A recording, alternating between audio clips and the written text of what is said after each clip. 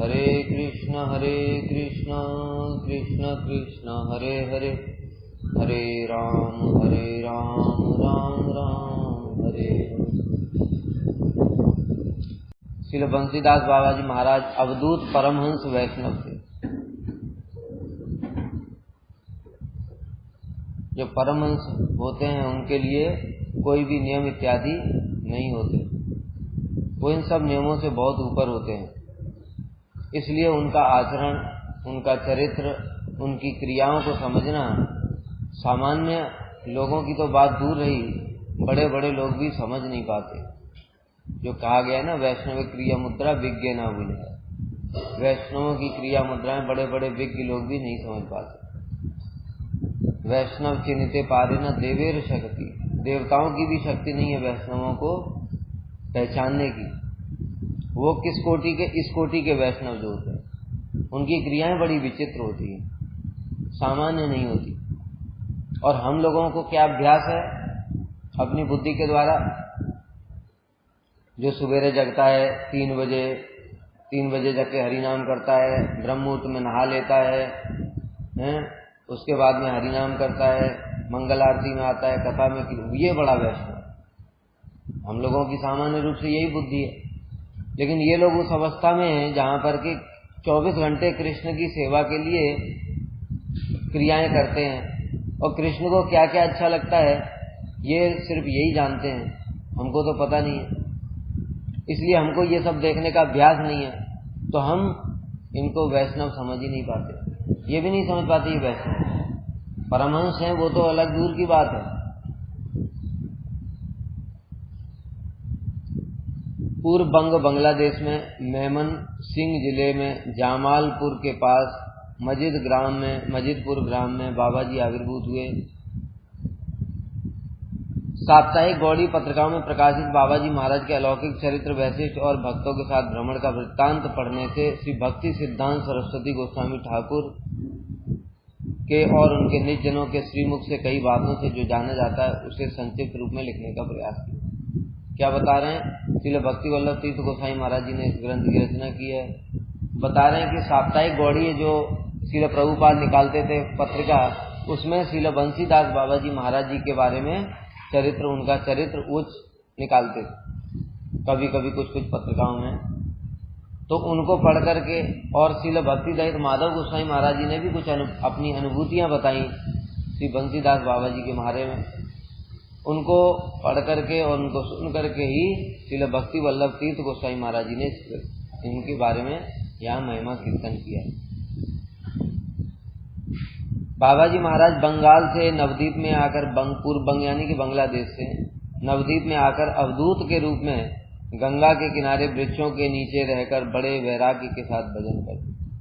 अवधूत क्या होते हैं बताया, जैसे नित्यानंद प्रभु क्या करते हैं, कभी थोड़ा प्रसाद पाया बाकी सब आंगन में फेंक दिया, कभी जो है शरीर के ऊपर खाली एक लंगोट बांध रखी है और वो लंगोट का भी कपड़ा उतार करके सिर के ऊपर बांध लिया। तो इस प्रकार से अवधूत परमहंस जो होते हैं उनके आचरण को हमारे जैसे वैदिक भक्ति वाले लोग कैसे समझ पाएंगे।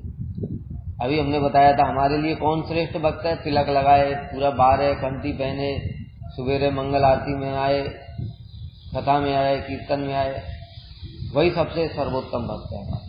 हम वैदिक भक्ति वाले हैं ना, तो हमारी बुद्धि उससे ही बिल्कुल परिचित है।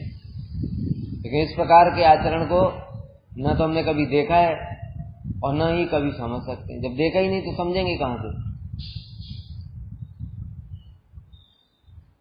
श्रील सरस्वती ठाकुर उनकी विधि के बाहर परमहंसों जैसे क्रियाएं देखकर आकर्षित हुए थे। लेकिन श्रील प्रभुपाद भक्ति सिद्धांत सरस्वती ठाकुर वो कौन है? वो तो सामान्य नहीं है, वो भी परहंस वरम है, वो भी परमहंसों के शिरोमणि है। यद्यपि जगत में आचरण स्थापित करने के लिए यदि यदि आचरित श्रेष्ठ तत्त देवे, तो बताया एक प्रकार के वैष्णव होते हैं भजनानंदी, एक प्रकार के वैष्णव होते हैं गोष्ठानंदी। तो ये सब भजनानंदी वैष्णव जैसे श्रील गौर किशोर दास बाबा जी महाराज, श्री बंसीदास बाबा जी महाराज, इनको संसार की किसी चीज से कोई लेना देना नहीं। कौन इनके बारे में क्या सोचता है इससे भी कोई मतलब नहीं है। लेकिन जैसे श्रील प्रभुपाद हैं वो गोष्ठानंदी हैं, तो उनको क्या है कि जगत में एक आचरण है, एक मर्यादाएं हैं, उनका भी स्थापन करना है, लोगों को भजन भी कराना है। तो जो जिन लोगों के लिए ये सेवाएं होती हैं वो क्या करते हैं, स्वयं आचरण करके दिखाते हैं और फिर उसके बाद लोगों को भी उसमें प्रतिष्ठित करते हैं। लेकिन वो भी परमहंस हैं श्रील प्रभुपाद, इसलिए वो दूसरे परमहंस को जानते हैं। कौन ऐसा फालतू का आदमी है, जैसे यहाँ भी बहुत सारे लोग ऐसे ही पड़े रहते हैं, चरस गांजा पीते रहते हैं, तो क्या समझोगे वो भी परमहंस है? हम नहीं समझ सकते। परमहंसों का भी आचरण कभी कभी ऐसा ही होता है, इसमें बताएंगे अभी आगे कि ठाकुर जी को हुक्का दे देते और ठाकुर जी को हुक्का पिलाते। कभी हमने किसी शास्त्र में पढ़ा नहीं है कृष्ण हुक्का पीते हैं, बताओ। शिव जी होते तो एक बार के लिए चल भी जाता। वही तो कह रहा हूं। तो हम लोग वैदिक भक्ति वाले इस बात को कैसे समझेंगे, इसलिए मोहित हो जाते हैं। इसलिए श्रील प्रभुपाद, उनके तो प्रभुपाद तो जानते हैं, इसलिए वो उनके चरित्र से बहुत आकर्षित हुए, लेकिन वो दूर से ही उन्हें दंडवत प्रणाम करते, पास नहीं जाते। कारण क्या? क्योंकि श्रील प्रभुपाद के साथ सब समय बहुत सारे शिष्य रहते। अब श्रील प्रभुपाद उनको पास से जाकर के प्रणाम करेंगे, उनको तो कुछ बिगड़ेगा नहीं। क्यों? क्योंकि वो तो परमहंस हैं और दूसरे परमहंस के आचरण को समझते हैं। लेकिन बाकी साथ में जो है वो हमारे जैसे अनर्थग्रस्त जीव, वो देखेंगे बाबा जी महाराज की क्रियाओं को तो अपराध कर देंगे। जैसे मुकुंद के साथ में श्री गदाधर पंडित गए।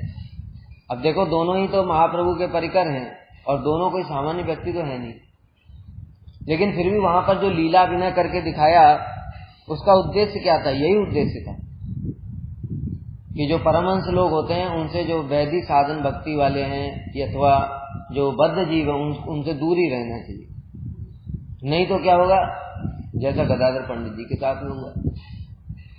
गदाधर पंडित जी गए, उन्होंने देखा पुंडरीक विद्यानिधि को और देख करके क्या बोले, ये मुकुंद कहाँ ले आया? संशय हो गया, ये तो विलासी आदमी है, ये तो बोल करके लाया था कि मैं परम भक्त के दर्शन कराऊंगा, यहाँ पर भक्त तो दिखाई नहीं दे रहा, ये तो भोगी आदमी दिखाई दे रहा है। तो इस प्रकार से उनका अपराध हो गया। बाद में जब मुकुंद ने श्लोक बोला, हो बकीयम स्तन कालभूतम, तब क्या हुआ, श्री पुंडरीक विद्यानिधि का जो वास्तविक स्वरूप है वो प्रकाशित हुआ। उन्होंने वो सारे भोग विलास एक क्षण के अंदर सब नष्ट भ्रष्ट कर दिए और हा कृष्ण कह करके भूमि पर लोटपोट होने लगे। और बाहर की क्रियाओं से ये सब पता चल रहा था? नहीं चल रहा था। इसलिए वैदिक भक्ति वालों को इस प्रकार के जो भक्त होते हैं उनसे दूर ही रहना चाहिए, दूर से प्रणाम करना चाहिए, क्योंकि ये भगवान के बहुत प्रिय हैं। उस अवस्था में बताया, परमहंस अवस्था में भगवान के अत्यंत प्रिय हैं। उनके प्रति थोड़ा भी सोचा भी तो भी अपराध हो जाएगा। हम लोग आपस में एक दूसरे को बोल भी देते हैं तो भी इतना बड़ा अपराध नहीं है, क्योंकि हमारा सबका लेवल वैसा ही है, लेकिन उनके विषय में तो सोचने से भी अपराध हो जाएगा। इसलिए श्रील प्रभुपाद क्या करते थे, उनको दूर से ही प्रणाम करते थे और अपने शिष्यों को बाबा जी महाराज के पास में जाकर से मना करते थे। खुद भी प्रभुपाद मना करते थे, खुद भी बताए ना, आचरण करके दिखाते थे कि मैं अगर पास में जाऊंगा तो ये लोग भी मानेंगे नहीं। इसलिए गुरु जी क्या करते, खुद से दूर से ही प्रणाम करके उनको और शिष्यों को कहते थे उनके पास नहीं जाना। कारण क्या बताया हमने, महापुरुष होने पर भी विधि से बाहर का आचरण देखकर साधारण निम्नाधिकारी साधक उनकी क्रियाओं को न समझ पाने के कारण उनके चरणों में अपराध कर सकते। हम लोग वैदिक भक्ति वाले अभी बताया, वैदिक भक्ति वालों का मतलब ही है नियम। जो जितना ज्यादा नियम पालन कर रहा है वो उसको उतना श्रेष्ठ उत्तम भक्त समझे। लेकिन ये परमहंस जो होते हैं वो किसी विधि नियम के अधीन नहीं होते। उनका मन करेगा तो रात में भजन करेंगे, मन करेगा दिन में भजन करेंगे, जब मन जो जैसा मन करेगा। जैसे दुर्वासा का उदाहरण मिलता है, द्वारका में क्या किया, रात को उठ करके कह रहे हैं मुझे भूख लगी, रात को 1-1:30 बजे मेरे लिए 56 भोग बनाओ। 56 भोग बना दिया, उसके बाद कहते हैं भूख नहीं है। तो ये परमहंसों का आचरण इस प्रकार का होता है। कभी कुछ दूसरा आदमी क्या समझे, पागल है, सनकी आदमी, भाग जाएगा यहाँ से, नहीं तो पिटाई कर दूंगा मैं। कितना रात को जग करके 1:30 बजे तेरे लिए खाना बनाया, अभी कहता भूख नहीं है, कौन खाएगा इसको? हम तो उल्टा सुना देंगे 10 बात, है कि नहीं? क्योंकि हम वैदिक भक्ति वाले। विधि का मुख्य तात्पर्य श्री राधा गोविंद को प्रसन्न कर। वास्तव में विधि क्या है? जो हम लोग वैदिक भक्ति का मतलब जो कहते हैं, वैदिक भक्ति से हम लोग क्या मतलब है कि सब कुछ ऐश्वर्य भाव से करते हुए संभ्रम बुद्धि के साथ में उसको। लेकिन वास्तव में विधि क्या है? वास्तव में विधि है राधा गोविंद को प्रसन्न करना, वही तो एक विधि है। अनर्थ युक्त साधक के लिए उसके अधिकार व शास्त्र विधि के अनुसार जो वैदिक भक्ति की व्यवस्था की गई है वह उसे ही हरि भजन का मापदंड समझते हैं। मैंने बता ही दिया ये बात। हम लोग किसको मापदंड समझते हैं? जो हमारे लिए जो नियम बताए गए हैं बस वही भक्ति है। इसके अलावा जो कोई और कर रहा है वो भक्ति नहीं है। इसलिए जब वह श्रेष्ठ वैष्णव की शास्त्र से अतीत क्रियाओं को समझने का प्रयास करते हैं तो भ्रमित हो जाते हैं। देखते हैं ये तो कभी हरिनाम ही नहीं करता है, सारे दिन राधा कृष्ण से बात ही करता रहता है, तो हम ये बात कैसे समझ पाएंगे कि ये कितनी बड़ी सेवा कर रहे हैं? वो वास्तव में वही सेवा कर रहे हैं। हमारा तो अभी कृष्ण के साथ संबंध ही नहीं हुआ, तो बात क्या करेंगे? हरि नाम करते वो नाम अपराध है, सेवा करते हैं उसमें सेवा अपराध करते हैं। हमारा तो अभी कुछ भी नहीं हो रहा है। लेकिन ये जो होते हैं इनकी क्रियाएं क्या होती हैं? शास्त्र में नहीं लिखी हैं, शास्त्र से अतीत हैं। क्योंकि शास्त्र किसके लिए हैं? हमारे जैसे लोगों के लिए। ये लोग तो शास्त्र से बहुत ऊपर है। परमहंस सुखदेव गोस्वामी, उनके लिए कोई शास्त्र होता है क्या? वो तो कपड़े भी नहीं पहनते। शास्त्र के अनुसार हमको कपड़ा पहनना चाहिए कि नहीं? हमको जनेऊ पहनना चाहिए, कपड़ा पहनना चाहिए, कंठी पहनना चाहिए। और सुखदेव गोस्वामी तो जन्म से ही परमहंस, यम प्रव्रजंतम अनुपेतम अपेत कृत्यम, उन्होंने कोई क्रिया प्रिया नहीं की। जो जात संस्कार होते हैं बच्चों के वो सब कुछ नहीं हुआ उनका, तो कहां से जनेऊ आएगा, ये सब आएगा? कुछ हुआ ही नहीं, सीधे जंगल में चले गए, परमहंस है वो। तो ये शास्त्र की विधियां किसके लिए हैं? जो कि भजन नहीं करते। और ये लोग क्या है? इनका तो स्वाभाविक ही कृष्ण के प्रति राग है। ये लोग तो कृष्ण के भजन के बिना रह ही नहीं सकते एक सेकंड के लिए, इसलिए इनके लिए शास्त्र नहीं।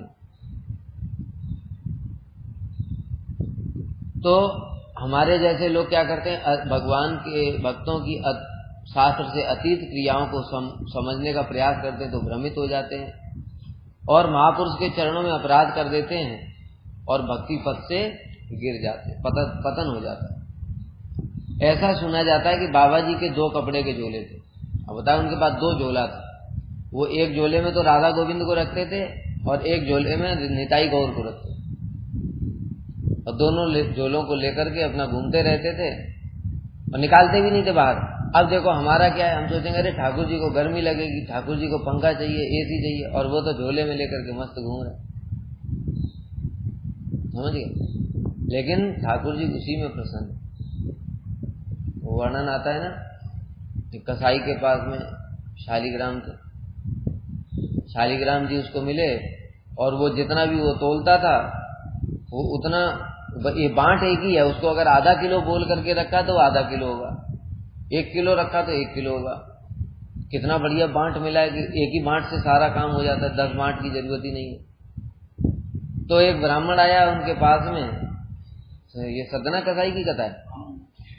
तो ब्राह्मण आया उनके पास में, उन्होंने देखा अरे ये तो शालिग्राम को ऐसे यूज कर रहा है, और वो ब्राह्मण ले गया, उनको ब्राह्मण ले गया। ब्राह्मण खूब अच्छे से अभिषेक कर रहा है, पंचामृत से नहला रहा है, सब कुछ कर रहा है, परंतु ठाकुर जी कह रहे हैं मुझे तो उसमें आनंद ही नहीं आता। तो अब ठाकुर जी को किसमें आनंद आता है वो तो ठाकुर को ही पता है ना। इसलिए बेचारा ब्राह्मण, संस्कारी ब्राह्मण मंत्रों के द्वारा, पंचामृत के द्वारा ठाकुर जी की सेवा करता है, उसमें उनको सुख नहीं मिलता है। और वो कसाई मांस बेचने का काम है उसका, और उसको रख करके मांस का बेच रहा है, उसमें उसको आनंद आ रहा है। यही भक्तों की महिमा, भगवान की भी महिमा बड़ी विचित्र है, इसको बुद्धि से समझना बस की बात नहीं। इसलिए कभी कभी लोगों के लिए दर्शन के लिए झोले से बाहर निकाल देते थे, लो तुम लोग निताई गौर के दर्शन। और वैसे सब समय झोले में ही रखते थे। कभी वे हुक्के में तंबाकू भरकर दूर से हुक्के की नली राधा गोविंद जी को पिलाने की भावना से दिखाते। अब बताया राधा कृष्ण बताओ हुक्का पी रहे हैं। अब हम लोग की बैठी भक्ति वाले इस बात को कैसे समझेंगे? क्योंकि हमने तो कभी न तो पढ़ा है न कभी गुरुवर्ग से सुना है कि राधा कृष्ण को हुक्का पिलाओ। हम लोग तो क्या है, 4 नियम पालन करने वाले हैं। तंबाकू, बीड़ी, सिगरेट, पान कुछ नहीं खाना है। जब हम ही नहीं खा रहे तो ठाकुर जी को भोग कैसे लगाएंगे? और ये क्या करते हैं, हुक्का निकाला और राधा गोविंद की तरफ ऐसे पिलाने की, जैसे पिलाते हैं वैसे कर दिया। अब इन सब चीजों को देख करके जो वैदिक भक्ति वाला वो क्या करेगा, कहते अरे बाबा पागल हो गया क्या? बस अपराध हो जाएगा, कितना महद अपराध हो जाएगा। इसलिए पता है ना, श्रील प्रभुपाद इसलिए दूर ही रहते थे, अपने शिष्यों को भी दूर रखते थे कि तुम लोग इनके पास नहीं जाना, नहीं तो ऐसी लीला देख करके तुम राधा गोविंद को हुक्का पिला रहे, तुम इनके विषय में उल्टा पुल्टा सोचोगे और महत अपराध हो जाएगा। किंतु निताई गौरांग को नहीं दिखाते थे हुक्का। अब ये भी है, निताई गौरांग को नहीं दिखाते थे, राधा कृष्ण को दिखाते थे। अब इस बात को हम कैसे समझ सकते? अपनी बुद्धि से किसी प्रकार से भी इसको समझना हमारे लिए संभव ही नहीं है। बहुत से व्यक्ति चावल, आटा, फल, केला, मूली ये सब बाबा जी को सेवा के लिए देते थे, बहुत सारी चीजें ला करके दे जाते, किंतु बाबा जी उस तरफ टेढ़ी नजर से भी नहीं देखते थे। हम लोग देखते थे कोई दे जाएगा, वह ठाकुर जी की सेवा के लिए बढ़िया अच्छा सेवक है, अच्छा भक्त, और बाबा जी उनकी तरफ देख ही नहीं रहे।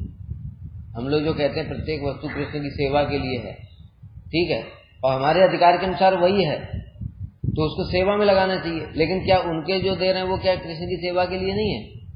उसको देखते ही नहीं है। इस प्रकार का बड़ा विचित्र आचरण होता है परमहंसों का। जब बहुत ढेर लग जाता, अब स्वाभाविक सी बात है बहुत सी चीजें उसमें खराब भी हो जाती होंगी, हम लोगों के लिए वो अपराध हो जाएगा। ठाकुर जी की सेवा के लिए कोई वस्तु दे गया, हमने उसको खराब कर दिया, हमारा तो अपराध हो जाएगा, उनका कुछ नहीं होता है। उनको कभी होश आया अरे इतना ढेर लग गया, चलो ठीक है आज भोग लगा देते हैं, सब उठाया है ठाकुर जी को भोग लगाया और सबको प्रसाद बांट दिया, लो हो गया। उनके इन सब अलौकिक आचरण को साधारण व्यक्ति कैसे समझ सकते? जैसे मैंने बताया कि वही सारी चीजें हमारे लिए जो अपराध हैं वो सोचना भी अपराध है हमारे लिए कि हम हुक्का ठाकुर जी को खिला दें। ठाकुर जी की वस्तु, उनकी सेवा की वस्तु कोई हमको दे करके जाता है उसको नष्ट कर दें, सड़ा दें, हमारे लिए अपराध है और उनके लिए कुछ नहीं है। वो ठाकुर जी उससे ही प्रसन्न है। मात्र वो डोर और कोपीन पहनते थे, उनकी दाढ़ी मूछ भी ऊल जलूल भाव से उनके चेहरे से चिपटी रहती थी, बड़ी विचित्र दाढ़ी मूछ थी। बड़ा लंबा चौड़ा शरीर था और बड़े बड़े वृक्षों से बिना किसी सहायता के ऊंचे, लंबाई हाइट ज्यादा थी तो क्या करते थे वो ठाकुर जी के अर्पण करने के लिए फूल तोड़ने जाते थे, तो ऐसे ही फूल तोड़ लेते थे। एक दिन ऊपर चढ़ गए, पैर फिसल गया तो वृक्ष से नीचे गिर पड़े और लंगड़ाने की लीला करने लगे। और फिर ऐसे बताए ना, ये लोग क्या करते फिर निताई गौर को गाली देते तो तुमने मुझे गिरा दिया, इस प्रकार से। अब भगवान को ही गाली देना शुरू कर दिया कि तुम्हारे लिए मैं ऊपर चढ़ा था, तुमने मुझे गिरा दिया।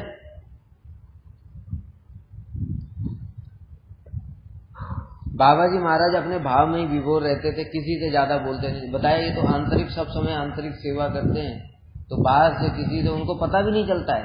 जैसे मैंने बताया अभी कितना सारा फल, केला, मूली, ये सब कितना सारा फल इकट्ठा रहता था, उनको पता ही नहीं है कुछ। परमहंसों की क्रिया तो यही है। एकादशी से एक दिन पहले भजन करते करते चले गए समाधि में, अब पता चला एकादशी बीत गई, 3 दिन बाद उनको होता है अरे एकादशी थी आज, अब एकादशी कर रहे हैं। ठीक है, द्वादशी त्रयोदशी भी हो गई, अब उनकी एकादशी चल रही है। तो इस प्रकार के जो आचरण हैं बड़े विचित्र होते हैं। कभी कुछ ख्याल आता तो परोक्ष भाव से किसी के प्रश्न का उत्तर दे देते, कभी कभी बाह्य स्फूर्ति होती, कोई कुछ पूछ रहा है तो उसका उत्तर दे देते, नहीं तो अधिकतर मौन रहते। ठाकुर जी की ओर मुख करके वे कितना और क्या क्या बोलते उसका कोई हिसाब नहीं। मैंने बताया ना, अब ठाकुर जी को रख लिया, गौर निताई को बाहर निकाल दिया, राधा गोविंद को बाहर निकाल, अब उनसे बात किए जा रहे हैं, क्या क्या बोल रहे हैं उनको किसी को समझ में नहीं आता। कैसे समझ में आएगा? वो साक्षात बातें कर रहे हैं और हम लोग उसको कैसे समझ सकते? कभी हंसते, कभी व्याकुल होकर के क्रंदन करते करते आकुल हो जाते, कभी अपने उपदेशों में शास्त्र के श्लोक नहीं बोलते थे, किंतु अपनी अलौकिक अनुभूति से दो चार बातें बोलते हुए चित्त में गंभीर रूप से रेखांकित हो जाते। क्या बता रहे हैं? शास्त्र की कोई बात नहीं बोलते थे, किंतु उनका जो अपना अनुभव था वो बोलते थे तो हृदय में वो प्रभाव डालता था। दूसरी बात एक और भी है, इस प्रकार के जो परमहंस होते हैं उनकी शिक्षाएं हमारे लिए काम की भी नहीं, क्योंकि हम तो वैदिक भक्त है ना।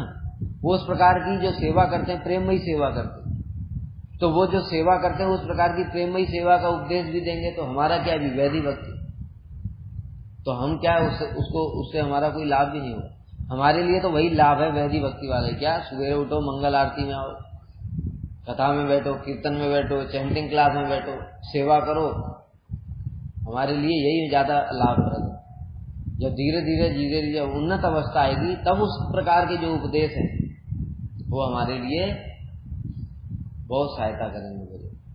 अभी तो वो इस प्रकार के उपदेश भी हमको देंगे ना तो उससे हमारा कुछ लाभ भी नहीं होगा, क्योंकि वो उपदेश भी बहुत उच्च कोटि के। एक बार की बात है, एक व्यक्ति प्रतिदिन बाबा जी के पास आता और पूछता भगवान की प्राप्ति कैसे होगी। बताया ये सब महापुरुष लोग हैं, ज्यादा बोलते नहीं। बाबा जी महाराज चुप रहते, वो बार बार पूछा, कुछ बोलते ही नहीं थे, चला जाता था अपने आप। एक दिन पूछा, फिर उसने हठात बाबा जी महाराज बताया, पूछ बोलेंगे कैसे, वो तो सुनाई भी नहीं देता उनको, तुम क्या बोल करके चले गए, वो तो अपना राधा कृष्ण से बात करने में बिजी है और तुम सोच रहे हो बड़बड़ा रहे। बाबा जी क्या बड़बड़ा रहे? जैसे भक्ति वेदांत माधव महाराज जी बता रहे थे ना उस दिन, गुरु जी बोलने लगे ऊबर मसाला, अभी क्या समझेंगे ऊबर मसाला, इस जगत में होता ही नहीं है तो कहां से लाएंगे? ऐसे इस प्रकार की बातें करते रहते राधा कृष्ण के साथ। उचित जगत में क्या क्या चीजें हैं, उचित जगत से संबंधित बातें कर रहे हैं और हमारे जड़ जगत में वो सब होता ही नहीं, तो हमारे लिए क्या है, पता नहीं क्या बड़बड़ाता रहता है। ऐसे सोचेंगे अपराध हो जाएगा। तो एक दिन हठात उनकी दृष्टि उस व्यक्ति पर पड़ गई, देखा तो कुछ पूछ रहा है, उसके पहले तो पता ही नहीं चलता था उनको। तो बाबा जी ने पूछ लिया, अच्छा क्या चाहते हो? महाराज मैं भगवान को प्राप्त करना चाहता। ऐसे बोला, बस वो एक ही शब्द बोला और कुछ नहीं हुआ। कहता रोना, बस रोना, इतना बोल करके फिर अपना बातें करने लगे राधा को। अभी ये बताओ, मैंने बोला ना कि ऐसे महापुरुषों के जो उपदेश है वो भी हमारे काम के नहीं है, और उससे उसको क्या समझ में आएगा, रोना क्या रो, क्योंकि हमारा तो संबंध ही नहीं हुआ, रोएंगे कैसे? भाई जो एक माँ होती है उसकी संतान के साथ में संबंध होता है, उसकी संतान उससे बिछुड़ जाए, किसी प्रकार से खो जाए तो उसको क्या है, बहुत रोती है माँ, पागल हो जाते रोते रोते। लेकिन पड़ोसी की संतान भी अगर खो जाए तो माँ को दुख होता नहीं है, क्यों? उसके साथ तो संबंध ही नहीं। ऐसे ही अभी हमारा कृष्ण के साथ, गुरु वैष्णवों के साथ संबंध ही नहीं हुआ। अब हमको कोई बोल भी दे रोना, तो ये उपदेश हमारे लिए किस काम का? रोना आता ही नहीं है। बोलो, हमारे गुरु जी तो अब प्रकट हो गए, रोना ही नहीं आता। और हमने देखा श्रील भक्ति वल्लभ तीर्थ गोसाई महाराज प्रतिदिन अपने गुरु जी के कच्छ में जाते ही उनको इतना जैसे बच्चों की तरह फूट फूट करके रोने लगते थे। वो वीडियो भी आया कई बार, उनके बेड को ऐसे स्पर्श करते थे। किस उम्र की बात बता रही है, मतलब अपने अंतिम समय में लगे, उस समय की बात है। सारा जीवन इस प्रकार का, हर दिन विरह होता है उनको, हर दिन गुरु जी को स्मरण कर करके रोते हैं वो, क्यों? उनका संबंध है ना।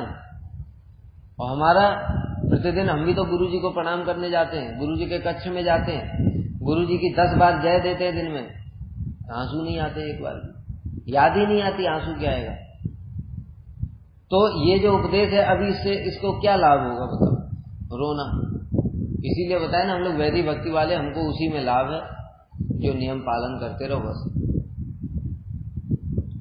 बाबा जी ने केवल नवदीप में रहकर ही भजन किया, ऐसी बात नहीं है। उन्होंने बाकी सब जो भारत में अन्य अन्य जो तीर्थ स्थान है ब्रज इत्यादि में भी उन्होंने वास किया था। वे कृष्ण भक्ति रस भाविता मति थे। कृष्ण भक्ति रस भाविता मति अर्थात अपने बताए ना कि रस के अनुसार सब समय कृष्ण से बातें करते रहते थे। कृष्ण के भाव से विभावित भावना से हमेशा कृष्ण प्रेम रस सागर में निमज्जित होने के कारण बाबा जी महाराज जहां भी जाते वहां की प्रत्येक वस्तु उनके हृदय में कृष्ण लीला को उद्दीपन कराती थी। कृष्ण भक्ति रस भाविता मति का मतलब क्या? मति, कृष्ण भक्ति रस भाविता मति, यानी जो बुद्धि है वो कृष्ण भक्ति रस में ही डूबी हुई है। कल भी हमने उदाहरण दिया था कि क्या हुआ, जो उनके पिताजी का नाम क्या था, रघुनंदन ठाकुर के श्री मुकुंद दास, वो मुकुंद दास जी ने मोरपंख देखा, और वो मोरपंख क्या देखो, एक भोगी विषयी राजा अपने लिए मोरपंख यूज करवा रहा है। उसको देख लिया बस, वो उसको देखने के साथ ही साथ उनको मूर्छा आ गई। ये क्या है? कृष्ण भक्ति रस भाविता मति। प्रत्येक चीज को कृष्ण के रूप सेवा के रूप में देखते हैं, उसमें कृष्ण की स्फूर्ति हो जाती है। तो विशेष रूप से बाबा जी महाराज को बंसी बट सब समय स्फुरित होता। जहां भी वो वट वृक्ष देख लेते तो उनको बंसी वट की स्फूर्ति हो जाती तुरंत, और उस पर बैठ जाते थे। वो छोड़ते, वहां से नहीं उठ के जाते ही नहीं थे। कोई भी वट वृक्ष दिख जाता था उनको, उस वट वृक्ष को फिर छोड़ के नहीं जाते थे, वहीं बैठे रहते।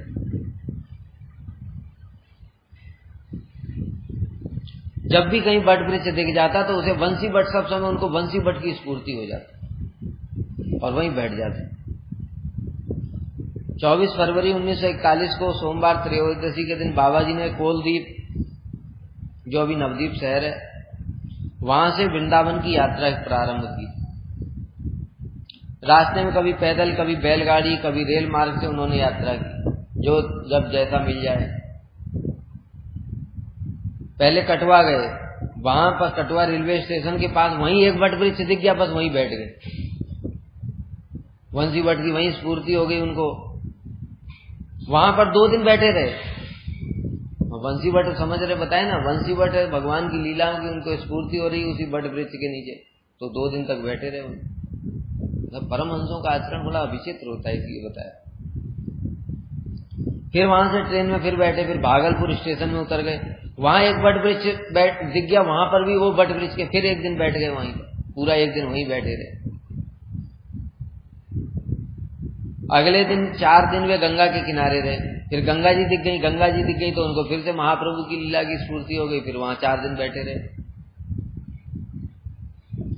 फिर भागलपुर से गया में उतर गए, वहां श्री विष्णु पाद पद में जो भगवान का चरण चिन्ह, फल्गु नदी के किनारे 3 दिन तक बैठे रहे। काशी धाम के दशाश्वमेध घाट में गंगा जी के बीच नौका में 3 दिन, समझ गए, किनारे नहीं बता रहे हैं, गंगा जी के बीच में जो नौकाएं वहां बहुत सारी रहती, उसी में बैठे रहे 3 दिन तक। और 3 दिन तक क्यों बैठे रहे? कोई ऐसे ही बैठे रहेगा? कोई पागल है क्या? उनको किस लीला की स्फूर्ति होती है, वो लीला उसमें उस समय लीला में आविष्ट हो गए, उनको पता ही नहीं चला 3 दिन बीत गए। जब होश आया, बाहर स्फूर्ति हुई तो फिर चल दिए, तो पता चला 3 दिन बीत गए। बताए ना, उनका आचरण ही ऐसा है? वो प्रसाद कहाँ होता है उनका? कोई प्रसाद नहीं होता है। परमहंस लोगों का कोई प्रसाद होता है? माधवेंद्रपुरी पाद का प्रेम ही उनका भोजन है।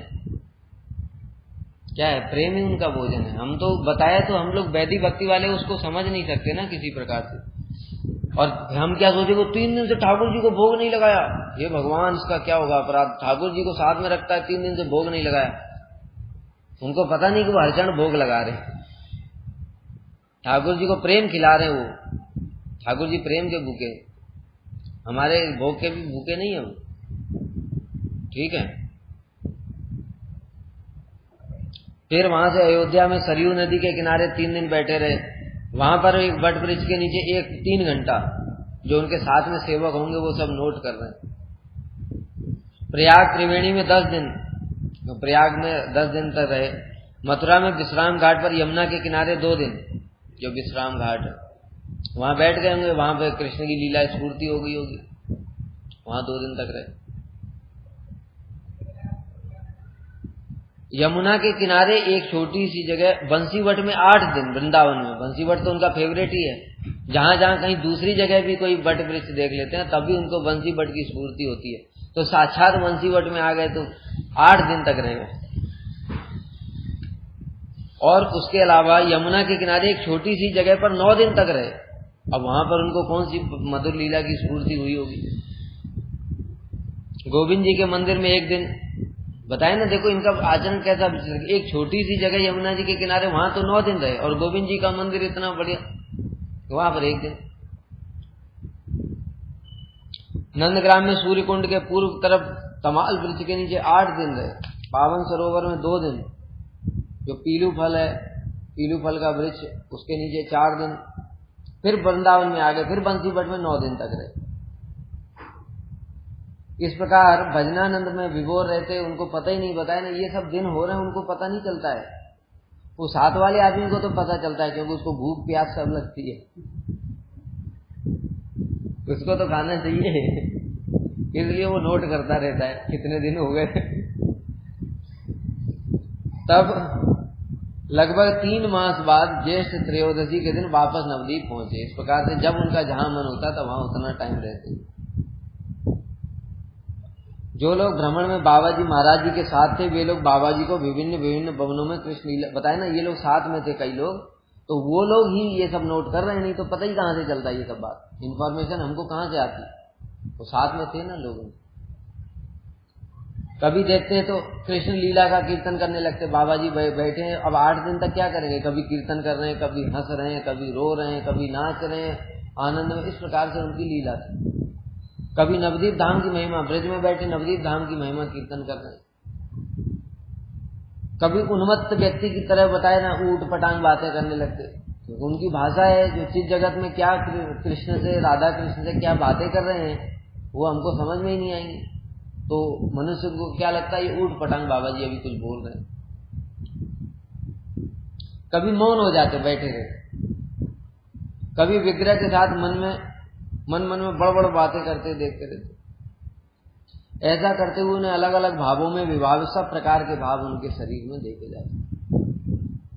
प्राचीन साप्ताहिक गौड़ी पत्रिकाओं के विभिन्न स्थानों में बाबा जी के भ्रमण का वृत्तांत श्रील प्रभुपाद ने प्रकाशित किया था। इस प्रकार से अंबिका कालना, खड़गपुर, बालेश्वर, सोरों, भद्रक, खुर्दा रोड, पुरुषोत्तम धाम, दोबारा फिर गया, काशी, सैयदपुर, पटना, मुंगेर, इन सब बहुत सारे स्थानों में श्री बाबा जी महाराज ने भ्रमण किया था। बहुत से बाबा जी महाराज से लोग प्रश्न पूछते थे, उनके उत्तर बता रहे हैं।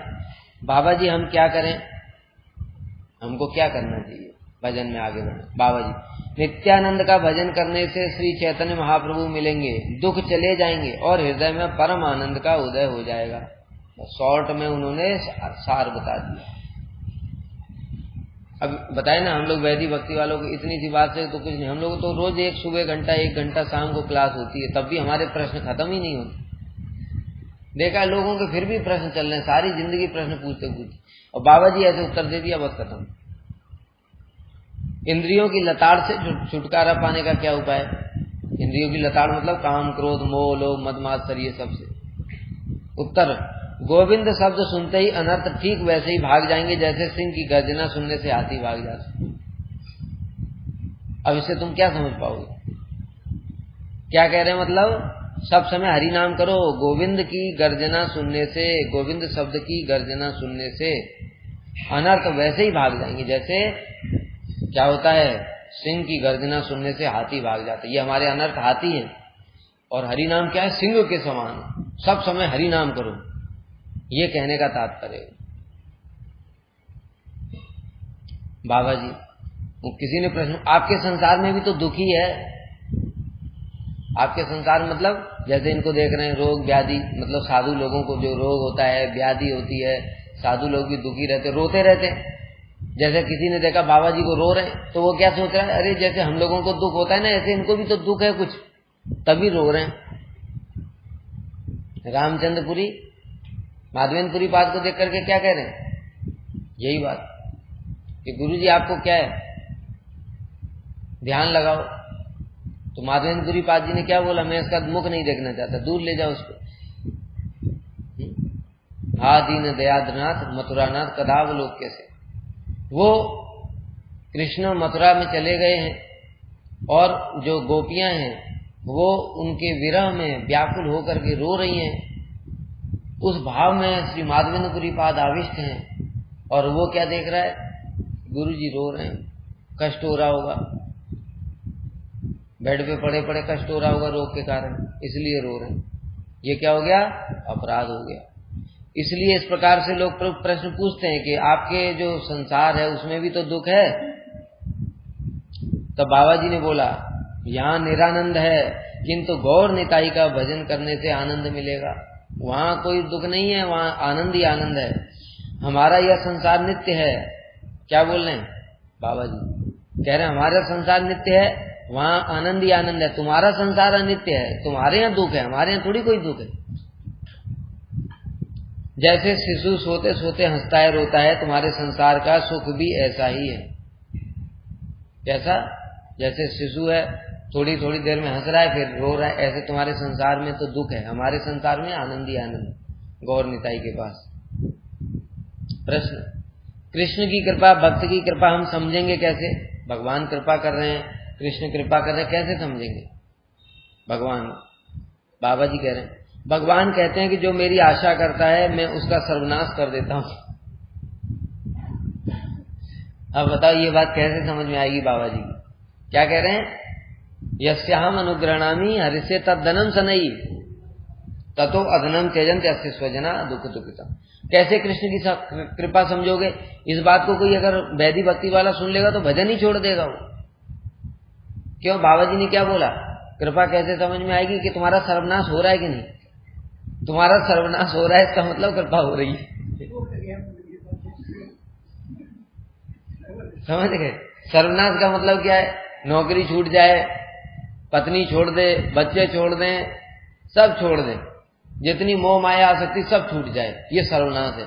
ये हो रहा है तो इसका मतलब कृपा हो रही है। बताओ, ऐसी ऐसी बातें करते हैं बाबा जी। वैदिक भक्ति वालों का क्या होगा? इसलिए भक्ति वेदांत स्वामी महाराज जी का ऐसे ही था। वो क्या है, जो भी बिजनेस करते थे वो सब फेल हो जाता था, बड़ा चेष्टा करते थे, कुछ होता नहीं था। घर में भी पत्नी तो अनुकूल नहीं थी। तो इस प्रकार से भगवान क्या करते हैं, अपने भक्तों का सब छुड़वा देते हैं। तो यही है, कह रहे हैं कि कृपा कैसे होगी, भगवान की कृपा हो रही कि नहीं हुई, कैसे पता चलेगा कि तुम्हारा सर्वनाश हो रहा है कि नहीं हो रहा है, इससे पता चलेगा।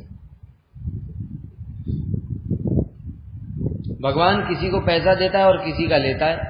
वैष्णव ठाकुर आपके चरणों में अपराध होने से कहीं भी परित्राण नहीं है, कैसे धोखा देंगे? बाबा जी कह रहे हैं परित्राण कौन करेगा, और किसको मैं परित्राण के लिए कहूं, और सुनेगा कौन? वैष्णवों के चरणों में लेस मात्र भी रति नहीं हुई। तो यहाँ पर ये बता रहे हैं कि वैष्णव के चरणों में अगर रति हो रही है तो कृपा हो रही है, और दूसरा तुम्हारा सर्वनाश हो रहा है तो कृपा हो रही है। सुख किसमें है, त्याग में या भोग में? साधु लोग सरयू नदी के किनारे रहते हैं और सीताराम कहते हैं यहाँ आनंद है, यहाँ निरानंद नहीं रहता है। बाबा जी कह रहे हैं यानी भजन में ही आनंद है। दुर्योधन पक्ष में जितने भी हैं सब निरानंद में हैं, और युधिष्ठिर महाराज की तरफ जितने हैं वे सब सुखी। ये सुख और दुख दो भाई हैं, भोग और त्याग। कोई भोग करता है तो कोई त्याग करता है। बताओ इस प्रश्न उत्तर से तुम क्या समझे? बाबा जी के उत्तर भी ऐसे ही होते थे, कुछ समझ में ही नहीं आए। उसके लिए बताया, समझने के लिए भी श्रील प्रभुपाद जैसा महाभागवत होना चाहिए, तभी समझ सकता है। कम से कम मध्यम अधिकारी तो होना ही चाहिए। कहने का तात्पर्य उनका क्या है? युधिष्ठिर महाराज के पक्ष में अर्थात जो वैष्णव हैं और जो वैष्णवों का संग कर रहे हैं वो क्या है, वो सुख में। और दूसरी ओर जो दुर्योधन अर्थात विषयी बहिर्मुख लोगों का संग कर रहे हैं, जो उनके संग में, वो सब दुखी। आप कभी मायापुर गए हैं? गया हूं, उसे मायापुर भी कहते हैं और नवदीप भी। मायापुर मंदिर के चारों तरफ घर हैं, नीम पेड़ के नीचे पूजा होती है। मैं एक बार गुदड़ी और कमंडलू लेकर के गया था। अब जो ये पूछ रहे हैं मायापुर गए हैं, ये क्या, ये तो जड़ प्रश्न पूछ रहे हैं। जैसे वृंदावन गए हैं क्या, तो वहां क्या देखा? गोविंद देव का मंदिर, बांके बिहारी मंदिर देखा, ये तो वैसा देख रहे हैं। और वो क्या, वो साक्षात चिन्मय धाम का विवरण बता रहे हैं। समझ गए? उनका प्रश्न तो है अपनी बुद्धि के अनुसार जड़ प्रश्न, और वो जो उत्तर दे रहे हैं वो चिन्मय है। अब वो साक्षात बता रहे क्या हुआ। कि वहां पर नीम के पेड़ के नीचे पूजा होती है, अर्थात महाप्रभु की पूजा, नित्य पूजा होती है। हम लोग गाते ना, जय जय गौरा चांदे आरती शोभा, ऐसे महाप्रभु की होती है। मैं एक बार गुदड़ी और कमंडलू लेकर के गया था, सचिनंदन आकर मेरा कमंडलू ले गया। बाबा जी गए वहां नीम के नीचे बैठे होंगे, महाप्रभु आए उठा करके कमंडल चले गए, परेशान करना उनकी आदत ही है। मैं बैठा रहा गुस्से में, अरे मेरा कमंडल लेकर के चला गया। अब यही तो बातें समझ में नहीं आती। अब तुमको तो दिखाई देगा कि कमंडल गुदड़ी रखी हुई है, लेकिन महाप्रभु कमंडल ले गए। अब ये जो कमंडल ले गए तो अब क्या है, ये तो प्रेमी भक्त हैं, महाप्रभु से झगड़ा करेंगे तो कमंडल ले गया मेरा। और तुम क्या सोचोगे, बड़बड़ा रहे देखो पागल, कमंडल तो बगल में ही रखा है। समझ गए? तो ऐसे कह रहे मैं बैठा रहा, कुछ देर बाद वो कमंडल वापस दे गया और बोल भी कहते रहे, महाप्रभु भगवान आप ऐसे नहीं बोल रहे। वो सचिनंदन आया ले गया और फिर थोड़ी देर बाद वापस कर गया। उनकी भाषा भी ऐसे ही है। फिर मैं वापस चला आया कि भाई यहाँ नहीं रहना, ये तो परेशान करता है बहुत। तो इसलिए वहां पर गया था मैं, ऐसे हुआ लीला। श्री चैतन्य मठ के प्रतिष्ठाता श्रील भक्तिदत्त माधव गोस्वामी महाराज बाबा जी महाराज के संबंध में एक घटना बताया करते थे।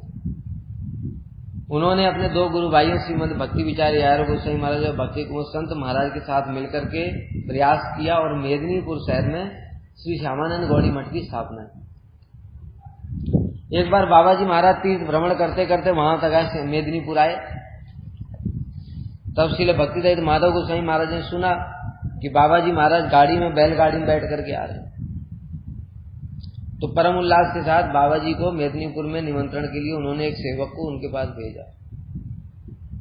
बाबा जी महाराज ने सेवक को वचन भी दिया, ठीक है आऊंगा। और श्रील भक्तिदत्त माधव गोस्वामी महाराज ने मठ में उनकी सेवा के लिए सारी व्यवस्था भी कर। किंतु दोपहर की भोग आरती के पश्चात भी बहुत देर तक प्रतीक्षा करने पर भी बाबा जी आए नहीं। वहां बोल दिया आऊंगा, यहाँ पर आए नहीं। तब क्या हुआ, श्रील भक्तिदत्त माधव गोस्वामी खुद वहां पर पहुंचे जहां पर बाबा जी महाराज रुके हुए थे और उनको प्रणाम किया। वहां पर देखा जाकर के क्या हुआ कि बाबा जी महाराज जैसे ही उन्होंने मेदिनीपुर में थोड़ी दूर प्रवेश किया था, वहीं उनको एक बट वृक्ष दिख गया। और बट वृक्ष का तो बता ही दिया, बाबा जी महाराज की कमजोरी थी, जहां बट वृक्ष दिखा और उनको बंसी बट की स्फूर्ति हो गई, वहीं बैठे रहे। अब उनको अपना वचन कुछ याद ही नहीं है, वो तो अपना आविष्ट है बंसी बट में, इसलिए आए नहीं। तो बैठ गए और वहीं पर बैठ करके कह रहे यही बंसी बट है, यही बंसी बट है, यही बंसी बट है। वहीं बैठ गया, बंसी बट मिल गया, आप कहाँ जाएंगे, बैठ गए वहीं। इसलिए बैलगाड़ी से उतर गए। आ रहे थे मटकी और रास्ते में बट वृक्ष दिखा, बस बैलगाड़ी से उतर गए थे, ये बंसी बट बैठ गए। वहीं उन्होंने ठाकुर जी के भोग की व्यवस्था कर ली। गुरुदेव को देख करके, यानी कि श्रील भक्तिदत्त माधव गोस्वामी महाराज जी को जब उन्होंने देखा तो उनको फिर प्रभुपाद की बहुत सारी महिमा बताई बंसीदास बाबा जी ने कि तुम्हारे गुरु जी ऐसे हैं, ऐसे उनकी बहुत महिमा बताई। और उनको स्नेह के साथ ठाकुर जी का खीर प्रसाद दिया। वो खीर प्रसाद उनको पा करके बहुत आनंद हुआ। उस खीर प्रसाद का अपूर्व आस्वादन था।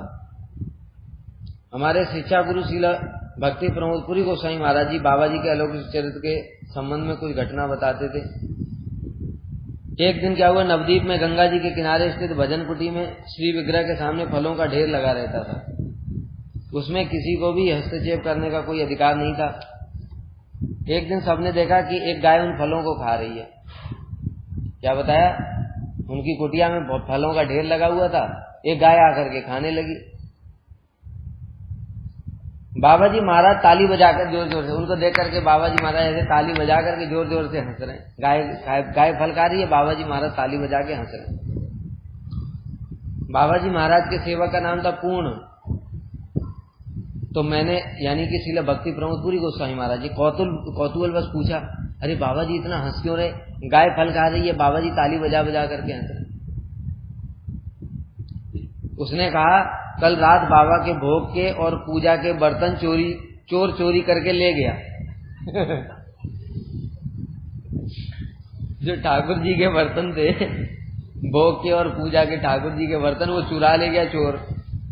और अब ऊपर से फलों को गाय द्वारा खाते देख करके आनंद से खिलखिलाकर हंस रहे हैं और कह रहे हैं एक चोर देता है एक चोर लेता है। मतलब कृष्ण ने बताया तो ब्रजे प्रसिद्धम नवनीत चौरम गोपांगना नाम चतुर्तुल से अनेक जन्मार्जित पाप चौरम चौराग्र।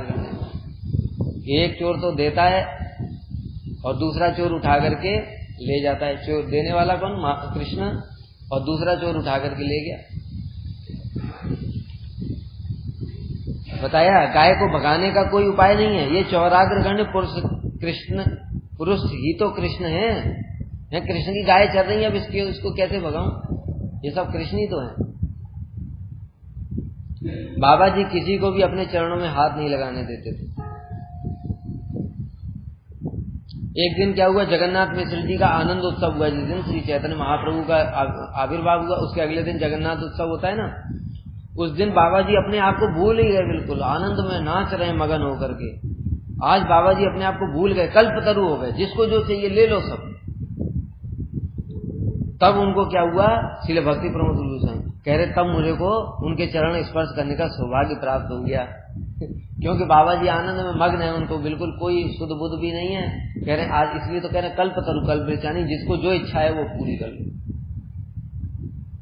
एक दिन उनका फेंका हुआ कुछ मुझे ग्रहण करने का सौभाग्य मिला था।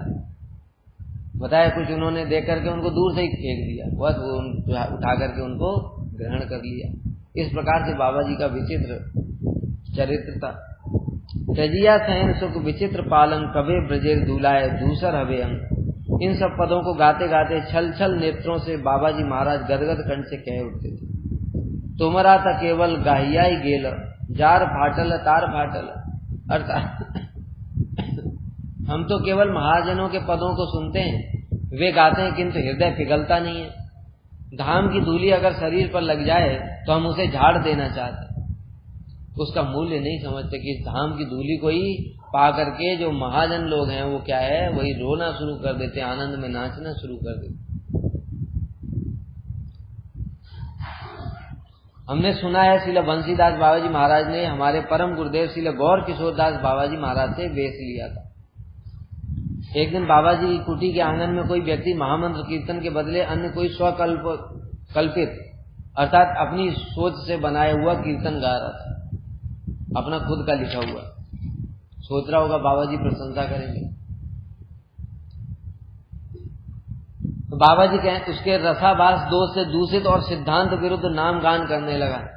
उसके शुरू करते ही बाबा जी ने ये नाम नहीं चलेगा, ये नाम नहीं चलेगा, भागो यहां से, तुरंत चुप हो जाओ। बताया ना वो तो परमहंस है, वो सब जानते हैं तुम क्या लिख रहे हो, क्या गा रहे हो, उनको सब पता है तुम्हारा कृष्ण के साथ में संबंध है कि नहीं। इसलिए उन्होंने तुरंत मना कर, नहीं ये नहीं चलेगा, बिल्कुल नहीं चलेगा, बंद करो। किसके का? ठाकुर भक्ति विनोद नरोत्तम दास ठाकुर, जिनका कृष्ण के साथ में संबंध है। एक सज्जन प्राय कहते कृपा करो, बाबा जी से ऐसे कहते थे। एक दिन बाबा जी ने अपना डोर और कॉपी ने उतारा और कहते लो कृपा। कैसी कृपा लेगा? ये ले। बाबा जी की बोलने की भंगिमा सुन करके वो व्यक्ति डर गया।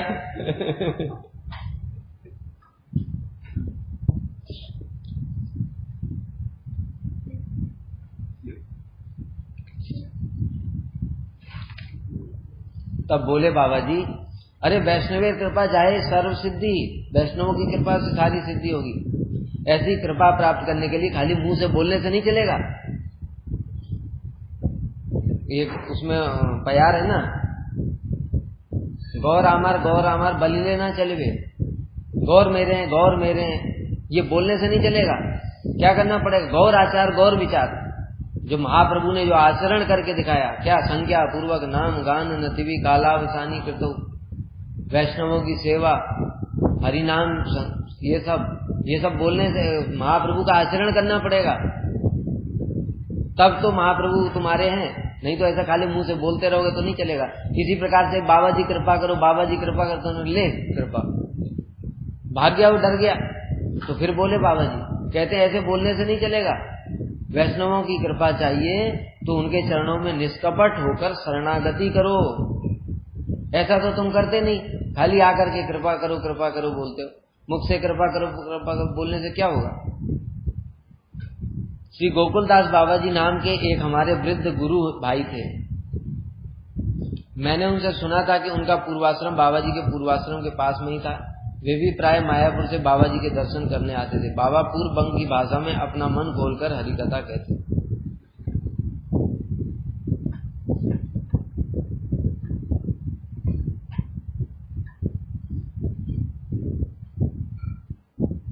श्रावण मास की शुक्ल चतुर्थी के दिन, आज के दिन श्रील बाबा जी महाराज अब प्रकट हो गए।